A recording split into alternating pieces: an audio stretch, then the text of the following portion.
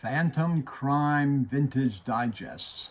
Hi, I'm Gary Lovisi, and this time we're going to take a look at a short-run hard-boiled crime series with a lot of good girl art and with novels written by famous crime authors. The Phantom book series was from Hanro Publications from 1951 to 1952, 14 books in digest size, numbered from 500 to 513. And we're going to start off with them now. Take a look at them. The first one is number 500, and it's Homicide Hotel by Joe Barry. I've written articles on this book and on this author. He's a kind of an unacknowledged hard-boiled crime author in the Hammett tradition.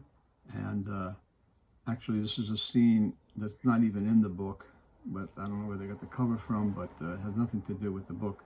But the book is a very, very hard-boiled private eye crime novel, and it's excellent. And Joe Barry's a good author too, to read. His name was actually Barry Lake. Number 501 is Kisses Can Kill by Donnell Carey.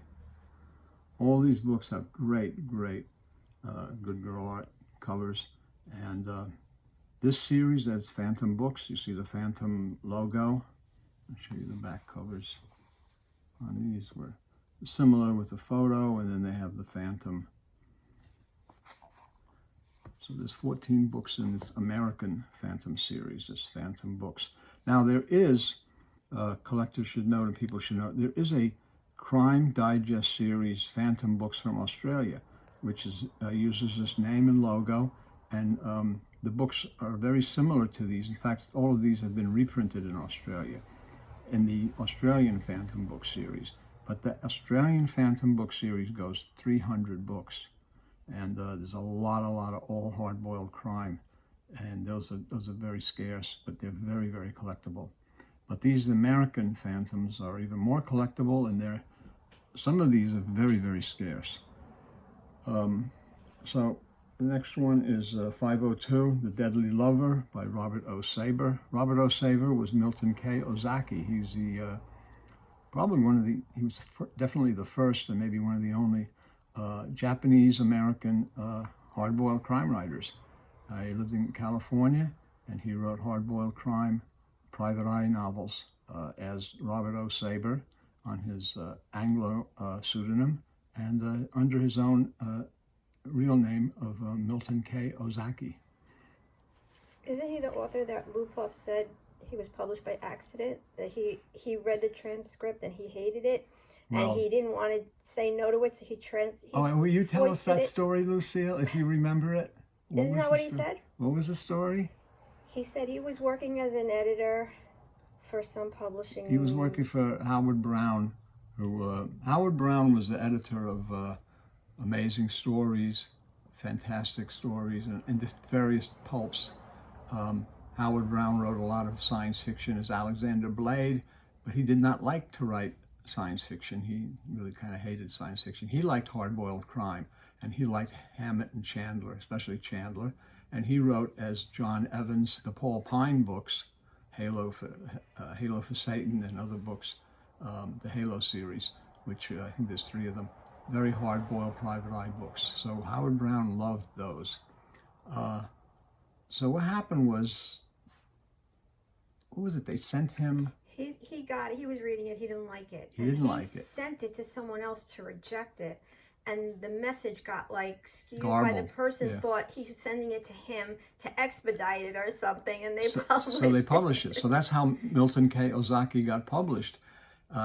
He sent a crime novel manuscript in the slush pile, and it was rejected by Howard Brown. But when he sent the manuscript to be sent back to the author, his assistant or whoever, the editor, thought that it was he's sending it on to be published. So it was published, and it was sold, and he started his career from that kind of strange situation. So, maybe Howard, as much as he knew about hard-boiled crime and about editing and everything. He missed on this one because Milton Ozaki's crime fiction was very popular, and he sold a lot of books. He wrote a lot of books, and he's a good author. He's a good author.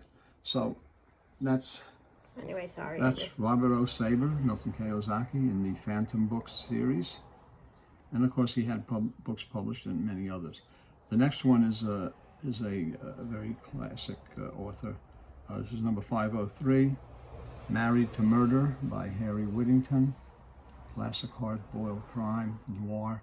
Whittington's stuff is it's hard-boiled. Sometimes there's private eyes, but most of it is this kind of very like noir suspense, and it's really, really well done. When he was on, boy was he on. He was really good. Another great pulp crime writer. This is number 504, Love Me and Die by Day Keane. Day Keane was I think he's Swedish. He had a Swedish name. It was a name I can't pronounce, but he wrote under the name Day Keane. And he wrote also a lot of good crime books. And Whittington and Keane, two great authors. The next one is number 505, and this is one that's very rare. In fact, probably a lot of people haven't seen this. I don't know it exists. This is Satan's Widow by Harry Whittington. I reprinted 4 of the Phantom Harry Whittingtons in the Gryphon crime series in the early 2000s, but most of the unfortunately most of that run of the 4 books that I reprinted with dust jackets was destroyed by Hurricane Sandy. And those are the Australian covers, though, no? We used it was the same covers Similar. as the Americans, yeah. Well, they were redrawn, but they were, yeah.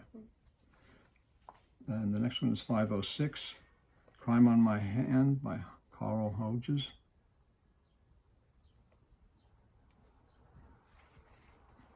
Number 507, this is by Day Keane, Hunt the Killer, another classic cover.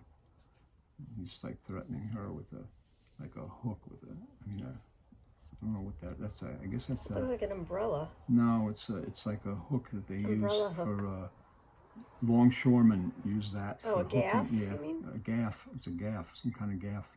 Yeah, with the hook at the end. Yeah, very nasty weapon. I thought at first glance I thought it was an umbrella. It's not an umbrella. Number 508 is Swamp Kill by Whit Harrison, who is, of course, Harry Whittington. And here you go, the babe's running away, and she's got the strong box full of money. That's a great classic cover. Number 509 is Naked Fury, again by Day Keane. Another tough, hard-boiled. The guy and the girl and the mob coming after them. Number 510, the classic cover with the girl with the stockings, leg cover art by This Murder Doll by Robert O. Saber. Again, Robert O. Saber, Milton K. Ozaki. And this is a classic leg cover art. But it's funny that the dress is like actually pretty long. Usually on some of these digests it would be a lot shorter. Another great cover and great novel. This is number 511, Violent Night by Whit Harrison. Again, Harry Whittington. This cover was used on the reprint, the Harlequin books reprint, and the Australian Phantom book reprint, but this is the original. And just like the expression on the two, the cops' faces as they're looking at her, it's like, Another one that's pretty tough, that's tough to find. Another one that's tough to find is number 512, No Way Out. Another one by Robert O. Saber, by Ozaki. And the last one in the series is number 513, Wake Up to Murder by Day Keane.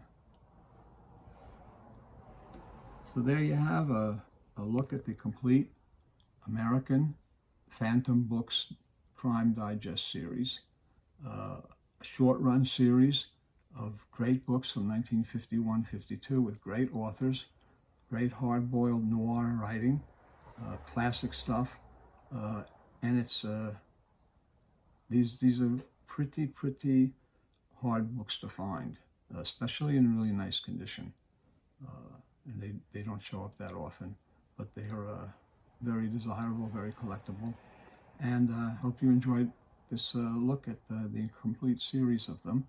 And they have been reprinted, a lot of them, so that they're in other editions, but these are the original editions, and that's what makes them so special, and they're really cool. So I hope you like this look, and we'll see you next time. Thanks for looking.